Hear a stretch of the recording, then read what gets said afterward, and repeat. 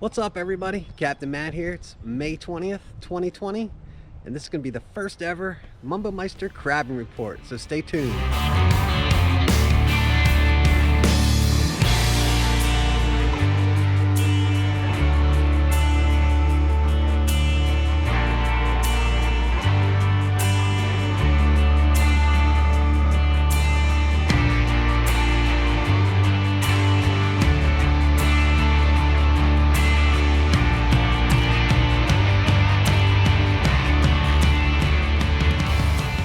All right, so before we begin, I'd just like to make a little announcement that I'm going to be doing some giveaways. I'll get to the details after crabbing reports, but as a huge thank you for everyone who's supported me so far, I'd like to give back. So let's get to the crabbing reports. And this first video for my first crabbing reports is going to be pretty crappy. It's been a really crazy year. We have this pandemic going on, but towards the crabs, it's just this weather has just been out of sorts. We had a really warm and dry winter, which is great typically for crabbing, but the spring, it seems like it's just a late winter. We had freezing temperatures all the way up in the early May. I think they even had some snow inland in Maryland and Pennsylvania in the first week or two of May, and it's just been too cold. I mean, some of the high temperatures during the day have been great, but when the low temperatures hit into the 30s and 40s every night, it really just cools that water back off. You really want to see, I mean, crabs start running right around 50. They become more active at 60, and it looks like the temps are getting close, and I'm talking more about the mid-bay. But it quite hasn't turned on in the mid-bay yet. So typically in April, you're going to see the southern parts of Maryland, they obviously pick up first. We're talking maybe from Taylor Island south, anywhere down to the Virginia line. Those places have been producing, from what I'm hearing, okay. You say like the Honga and down near Crisfield, the Pax and the Potomac, they've been okay. It's been kind of hit and miss, and I think it's mostly just due to these temperatures. It hasn't really hit full spring where we're hitting 70s all day, maybe some 80s, and the overnight lows are right around 50 or so. So while I haven't been out, I can vouch for my own information if I were to go out and give you reports. I have about 8 to 10 close contacts. I really trust their information as well. I did get some information this month and back even in April, and it hasn't been great. It's been mostly hit and miss. Like I said, the Honga and all those areas, they're producing. I don't know if they're producing like they're on fire, but they're producing typically like you would see in April. But now we're already in the mid-May, so that's just a little disconcerting. I usually start my season anywhere from the Chop Tank, Little Chop Tank, Tread, that area up north. And I hope to get out next week, and I really plan to get out next week. My boat's all ready. Just really, this weather has been killer, and I haven't heard of any good intel yet in those areas. Now, typically when a season starts or a river, kind of starts to catch on fire, the first sign you'll see is we call them like overwinter residents, if you will. Typically when it gets winter time and the crabs usually start to move out of the rivers down into the bay, and they move south and they hibernate. There are a select few or group of crabs that seem to overwinter in that river. So once the water temperature kind of clicks on at the 50-60 degree range, you'll get an initial splurge or a hit of crabs. We did see that happen. Got several reports, like even down, I know firsthand, someone that was at the Tread mid-April, and they did pretty well, and then they went back a couple days later and they didn't do so well. They searched all over, different depths. Usually have that initial burst of activity when the river first turns on. So outside of much information directly from myself or what I would consider reliable close contacts, the second way you can kind of check on what's going on is social media. Obviously, you're going to have to weed out of some of the people that are giving false reports and some egos and such. But two things: you can look at individuals and people that post crime reports. Either you're going to see a lot or little, and they'll give you a rough gauge of what they're catching. I'm not seeing a lot. I think some people probably staying in due to a lot of the restrictions, even though you're still allowed to go. I just think some people are playing it safe. I think cold weather's keeping a lot of people away. The other way you can look at it is you can look at the commercial crabbers. There's some groups out there, and there's lots of Facebook groups that related to fishing and crabbing, and I'll try to put some links into the video description. Some of them allow the commercial watermen to post what they're catching. You can see, from a volume of posts and what they have available, can give you a rough gauge. Now, it's not going to tell you everything, but it'll give you just a rough idea of what's going on out in the bay. Early in April, most of through April and early May, it just seems like there was a huge run on females, not a lot of males, just weren't a lot of quantity. I know in Delaware they were catching 5, 6, 7 females for every male keeper. It was just crazy. And that kind of got reflected on all the groups and distributors and people who sell crabs online, and even local. I follow them, and most of them are running specials on females. It seems like they were getting was females mostly, and they couldn't give them away fast enough. They were just trying to promote female, and that's kind of typical early season. So there are also news groups and some forums where you can go check and see, just check posts. Obviously your mileage may vary. It's up to you whether you believe it or not, and some people are very honest and it's awesome. Some people just like to mislead others. Some people just like to create a big fuss. I'm not just try to, if you're going to see something online, don't believe that it's just actually what it is. You're just going to have to make your own decision whether it's accurate. So lastly, it's a lot of supply and demand. So obviously as the supply goes up, prices tend to fall. If the supply is low and the demand's high, then the prices usually rise. Right now, prices seem to be really, really, really high. I know some people sell crabs. I know what they're paying from the watermen. It's high. The watermen want a lot of money for their catches. And I really, truly believe that it's just mostly supply. It just hasn't really clicked on yet. It's just this cold weather. It's bound to break. Once we got rid of the freezing temps and the snow, it seemed like the temperatures were going to skyrocket, and then we had this tropical storm sitting off the coast that kind of blowing all this cold air in.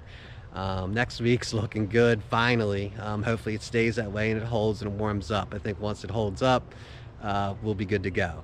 And I'll end my crab report on, I think Maryland released their dredge survey this year for 2020. If I'm recapping this right, the spawning female population went way, way, way up. The mature male population is the same or a little low, and then the immature, the young juvenile population is pretty low. I think they said the juvenile population can swing based off a lot of factors. They were really happy with the female population, and the mid-male population was don't put a lot of stock into the dredge survey. I know a lot of people get really excited. They'll get the dredge survey, they say there's 5 billion crabs out there, and everyone expects that they're just going to drop their lines in, have their 2 bushels, and they're going to be back on the dock by 8 a.m. and that's how the year's going to go. It doesn't go like that. I think last year was a prime example of this. All signs indicated to a great year, and it didn't happen. I think last year it was more because of salinity, and we had so much moisture. The salinity level was driven way south, and the crabs had a tough time migrating up.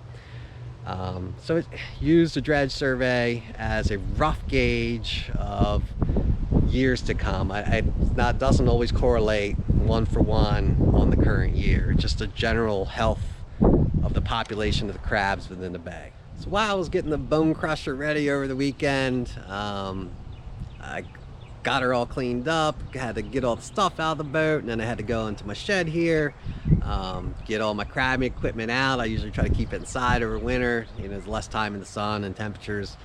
So I'd bring all that out. My the shed was extremely messy, so I went through and spent all weekend organizing that as well. My channel's been surprisingly successful, so I've been really happy. It only took me about 3 weeks, I think, to get to my 100 subscriber mark, and I'm really, really, really thankful for everyone who's subscribed, everyone who's watched the videos, everyone's given me feedback and comments. I really, really, really appreciate it. So to keep the momentum going, I plan on doing a raffle. And while I was cleaning out this shed here, I came across some things thought it'd be a great idea. So I'm gonna do a bigger giveaway when I hit the 200 subscriber mark, and I'm gonna do another large giveaway when I hit the 300 and 400. I have a mega prize plan for the 1,000 if I can reach 1,000 subscribers, and I'll show you some of what I'm going to be giving out. But for now, until I hit that 200 subscriber mark, I have this, what I'm calling a little grab bag over here. So the rules are going to be very simple for this giveaway. Once I hit a major milestone, say 200, the next video is going to have some instructions in it. And all it's going to be is you're going to leave a comment in the video where I announce the giveaway for that major milestone. And I'm going to ask you a question like, do you like to clean before you cook, or you just like to steam them? And then I'll give you directions on how you leave your comment below. And one lucky winner of that video will be selected at random based off their comment. I'll just use a random picker of the comment. So it's only one entry per person, and that's it. It's free to enter. It's pretty simple. So don't be spamming up all my comments with multiple, because I can filter those out. In between the major milestones, I'm going to do this little grab bag situation over here. Same thing. I'll do one for this video. I'm going to leave you some instructions. You'll have to wait to the end. You're going to leave a comment below, and I'm going to select one lucky winner out of there, and then they can pick out of this grab bag. So in the grab bag, let's see what we got here. First, we have, these are Captain Bruce's. I don't need these anymore, but these are prop stick holders that you can slide. They're slotted here, but you slide this into a fishing rod holder, and then you use these threaded connections here. So you can get the PVC with the right threads, and then you don't have to screw any kind of mounts to get your prop stick attached to your boat. I used these for years on all my other boats. They work great. No problems with the strength of the threads. They all held up pretty good. This will be one per person, so there's 2 opportunities to win this. Right here we got some fishing rod holders. I actually used these on my Grady for a year. They work great. These 2 I never used.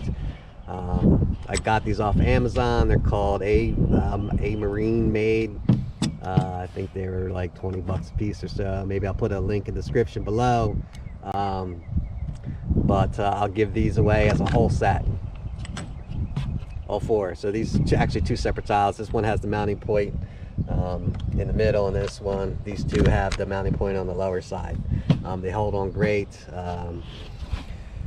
Here we got some more rod holders. One I never used and one I did. They're more plastic, and they're more designed to mount on a surface of some sort, like a gunnel. I do have a rail mount adapter here as well included, but these 2 pieces plus this mount, this adapter here, will go as one. I was doing maintenance on my trailer this weekend, and I had the wrong light, and unfortunately I can't return this anymore. So I'm going to just give it away. If you have a trailer and you have the smaller lights, my trailer has bigger lights, you could actually win this as well. And last but not least, not much value, but these do work. One is a Garmin GPS map 545, and then I have a Furuno depth sounder CV 620. They both work. I both took them out of the bone crusher when I got it. I do have the transducer here. It's all intact with the connection. I have the power cords. This Garmin has a separate GPS antenna. I do have that as well. It's actually still on the boat. I got to pull it out, but I do have that. They both worked when I pulled them out. They're not great, but you know, if anyone is in need of a GPS or sounder, here you go. That'll go as a combo. So like I said, you're just gonna, at the end of this video, I'll give you instructions. You leave a comment down below. If you're the lucky winner, you can pick whatever one of these items you want. And I'll try to keep doing this at least until I get to my next milestone, which would be 200 subscribers. So for 200 subscribers, I'm gonna give away a piece of art made by a person named Ronnie Young. I actually got one myself for Christmas. I really liked it, and I thought that'd be a cool little gift once I reach that 200 subscriber mark. He has a Facebook site. You just scroll through his pictures. It shows you all the things he do. What I'll be giving away is, I don't know what he calls it, but it's basically a crab basket, bushel basket lid. Then he hand carves a crab. And does all sorts of neat paint styles and themes with the crab. You can get some sports. I got the Eagles one. You can get Ravens, Washington Redskins. You can get American flags. You can get the thin blue line. There's all sorts of options. I'll provide a link in the description below if you're interested in more, but that'll be for 200 subscribers. So when I hit 200 subscribers, the next video after that point, I'll be doing this giveaway. I am paying for this. It's not sponsored. Ronnie does not sponsor me. So for 1,000 subscribers, I don't realistically think I'm gonna hit 1,000 subscribers anytime soon. You know, if I'm lucky, it might be by the end of this year. But for 1,000 subscribers, I'm gonna be giving away this. Up above here, I don't know if you can see it very well. Not all the rods, but I'll be giving away my own personal 6-piece trolling setup from All Tackle. So I bought this kit from All Tackle several years ago when I just first got my Tidewater. It's 6 rods, reels, all set up with some umbrella rigs. You can check it out on our website. I'll put some links up there. I bought it, like I said, when I got my Tidewater several years ago. Never used it. It has sat either in my basement or up in my shed. The original line's still on it. The umbrella rigs are still in their packaging. I was going to sell it, but if I can actually hit that 1,000 subscriber point this year, it's yours. In the same way I do the 200 subscriber one, once I hit 1,000 subscribers, the next video, I'll give you some instructions and everyone will have a chance to win it. Let's check these things out. So they're Shimano Takota 800 rods, and they're on Andy tournament stand-ups. I think they're 6 foot. I think if I remember correctly, when I ordered these from All Tackle, what they typically put in the packages at the time they were out of, so he said substituted rods, but this is what they were using in the trolling package at that time. But like I said, they besides a little dust, they do show a little dust, probably because they've been sitting there so long. Never ever used. Still the original line and everything. So obviously my passion is crabbing. Did do trolling. I wanted to learn to do trolling. That's why I bought that setup when I got my new Tidewater. I did do some trolling and some charters. It just really wasn't for me, and I thought it might be better myself, and I'm never going to get around to it. They've been sitting in my garage and in my basement for 3 years. My passion is really for crabbing, so I'm going to give them to you. So if I can hit that 1,000 subscriber mark at some point, I'll be doing a giveaway for that setup. So I'll give you one more sneak peek. So for the 300 subscriber mark, once I hit that, I'll publish a video. The next video I'll publish after I hit that mark, I'll be giving away one of these.